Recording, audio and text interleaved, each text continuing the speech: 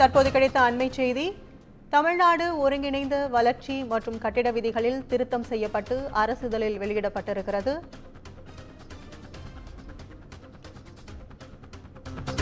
தமிழ்நாடு ஒருங்கிணைந்த வளர்ச்சி மற்றும் கட்டிட விதிகளில் திருத்தம் செய்யப்பட்டு அரசு இதழில் வெளியிடப்பட்டிருக்கிறது.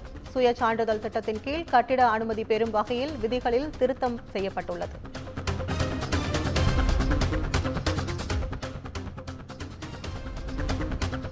கூடுதல் விவரங்களை வழங்க தலைமை செய்தியாளர் சிவா இணைஞ்சிருக்காரு. வணக்கம் சிவா, கூடுதல் விவரங்கள். கற்பகம், சுய சான்றிதழ் திட்டத்தின் கீழ் கட்டட அனுமதி பெறுவதில் தவறான தகவல்களை அளிப்பவர்கள் மீது குற்றவியல் நடைமுறை சட்டத்தின்படி நடவடிக்கை எடுக்கப்படும் என்று தமிழ்நாடு அரசு தெரிவித்திருக்கிறது. இதுகுறித்து தமிழ்நாடு ஒருங்கிணைந்த வளர்ச்சி மற்றும் கட்டட விதிகளில் திருத்தம் மேற்கொள்ளப்பட்டு தமிழ்நாடு அரசு வெளியிட்டிருக்கக்கூடிய அரசிதழில் இதனை குறிப்பிட்டிருக்கிறது. குறிப்பாக கட்டட அனுமதி பெறுவதற்கான வழிமுறைகளை தமிழக அரசு எளிமைப்படுத்தியிருக்கிறது.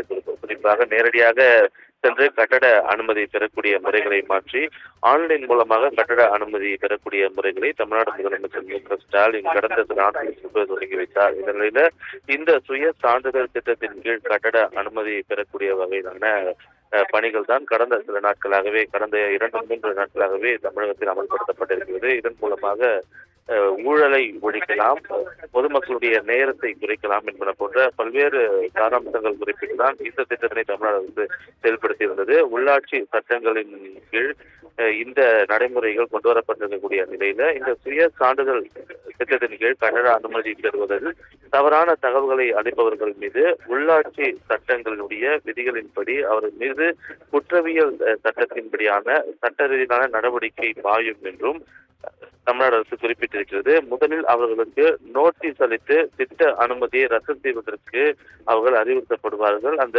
வழங்கியிருக்கக்கூடிய திட்ட அனுமதியில் ஏதேனும் குறைகள் இருந்தால் அதனை நிவர்த்தி செய்வதற்கு அது தொடர்பான அறிவுறுத்தப்படுவார்கள். குறிப்பாக கட்டுமான பணிகளை அதிகாரிகள் நேரடியாக ஆய்வு மேற்கொள்ளும் போது இது போன்ற குறைகள் ஏதேனும் இருந்தால் நேரடியாக அந்த கட்டட உரிமையாளர்களிடம் இது தொடர்பாக தெரிவிப்பார்கள். அதனை உடனடியாக அவர்கள் சரி செய்யாமல் தொடர்ந்து இது போன்ற நடவடிக்கைகள் ஈடுபட்டால் அவர்கள் மீது சட்ட ரீதியிலான நடவடிக்கை என்பது குற்றவியல் சட்டத்தின்படி எடுக்கப்படும் என்று தமிழ்நாடு அரசு தற்போது ஒரு எச்சரிக்கையை விடுத்திருக்கிறது. கற்பகம்,